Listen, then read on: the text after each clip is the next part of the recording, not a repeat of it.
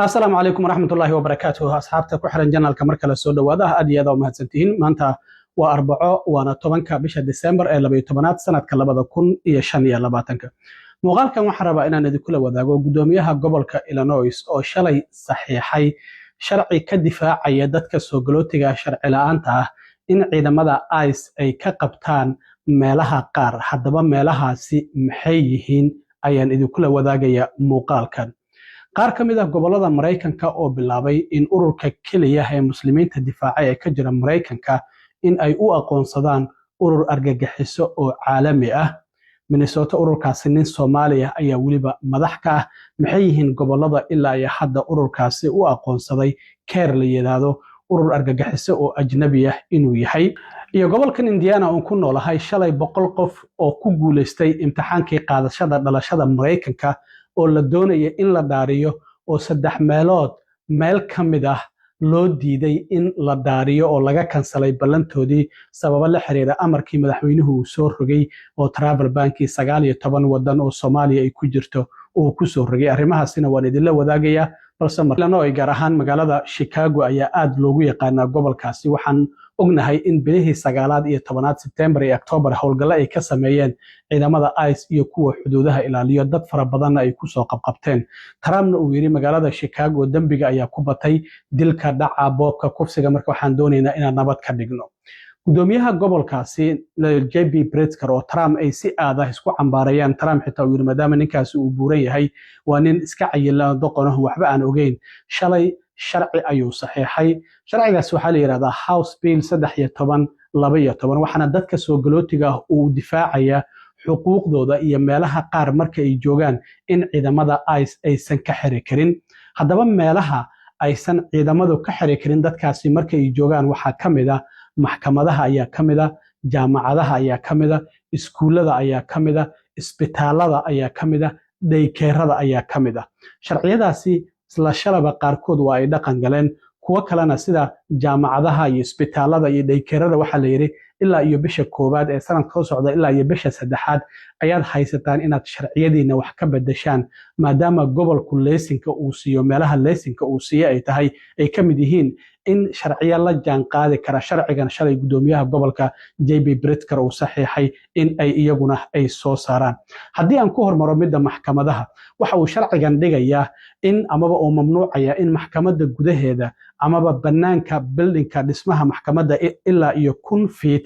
ay ciidamada ICE aysan dad ka qaban karin oo arintaasi ay tahay mid sharci darro ah marka waxa uu sheegay in gudoomiyaha gobolku aysan ogolaanaynin xuquuqda dadka soo galootiga ee sharci la'aanta lagu xadgudbo isla markaana waxa uu sheegay inuu ka ilaalinayo maamulka Trump arintan ay ku marmarsiyoonayaan oo ah dad dambiilayaal ah ayaan doonaynaa inaan qabano sharcigan waxa uu dhigayaa sidoo kale dadka dambiilayaasha oo dawladdu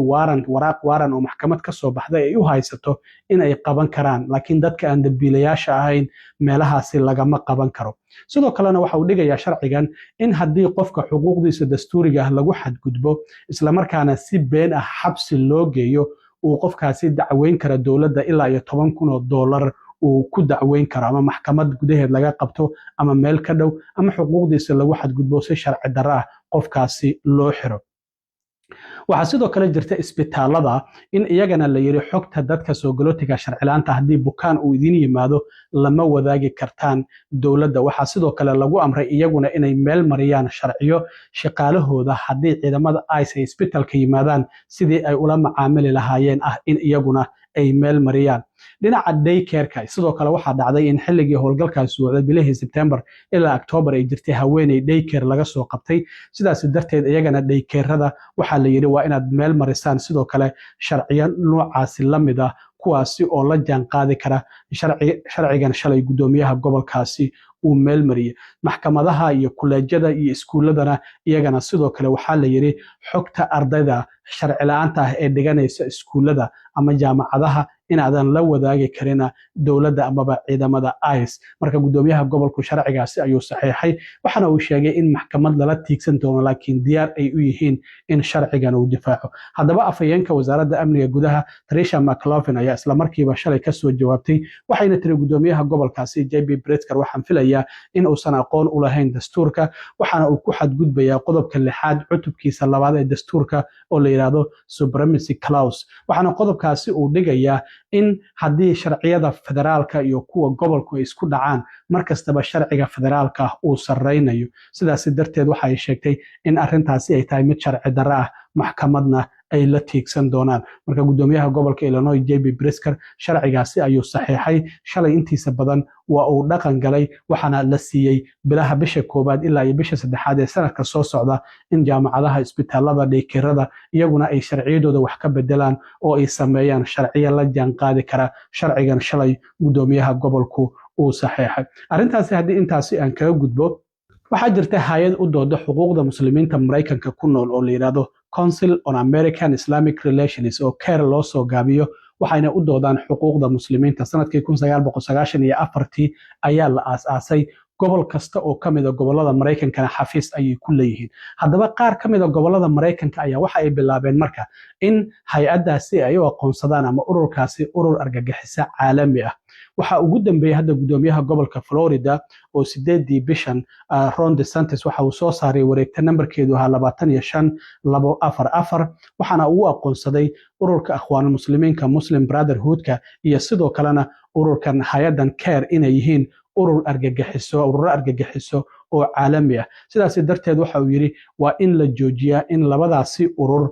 lala shaqeeyo isla markaana wax taageero ah la siiyo qof kasta oo taageero siiyana waxa laga mamnuuci doonaa in dawladdu ay kontraktiyo siiso shaqaalaysiiso amaba sidoo kale lacag la siiyo haweeneyda hada sida kumeel gaarka gudoomiyaha uga sii ah in qaybta ururkaasi uu ku leeyahay gobolka Florida oo Hiba Rahim la yiraahdo waxay sheegtay arintan inay tahay mid sharci darro ah isla markaana ay u muuqato siyaasadda in gudoomiyaha gobolkaasi oo Yahuuda in markastaba ay nambarka koobaad ay u tahay oo arrin siyaasadeed ay tahay sidaas darteedna ay maxkamad ay la tiigsanayaan wareegtadaasi uu saxiixay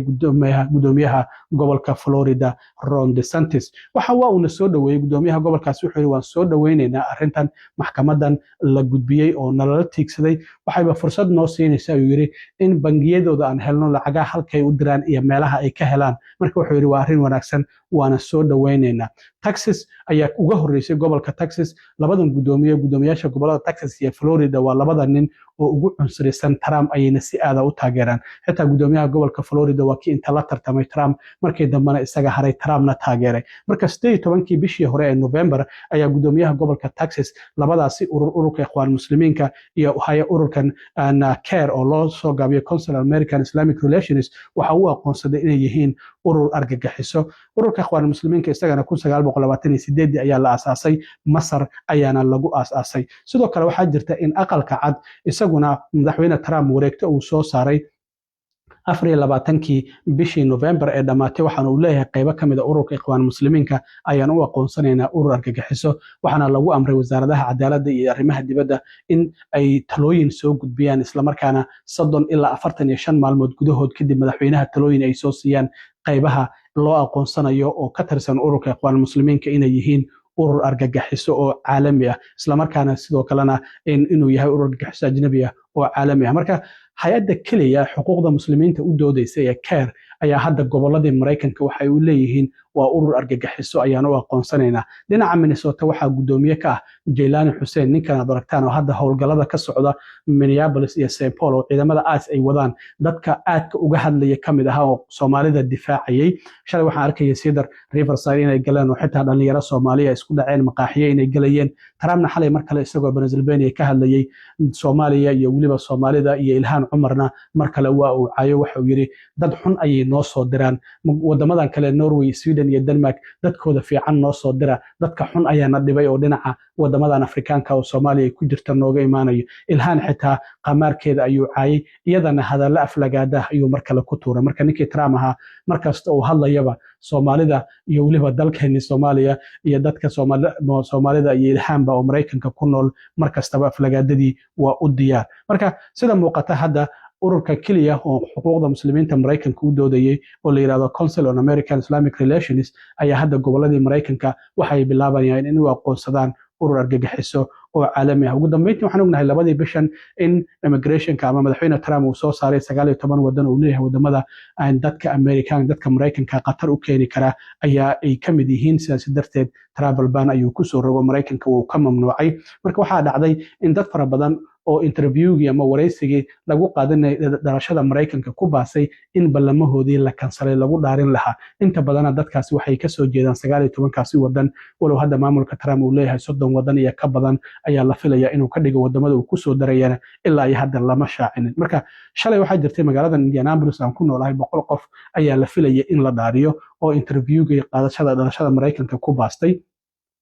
amarkaasi markii 2 December uu soo baxay 3 meelood marka loo dhigo 100kii qof 38 kamid ah waraaqa ayaa loo diro ballamahoodii waa la kansalay. Marka shalay intii kale ee soo hartay ayaa la dhaariyay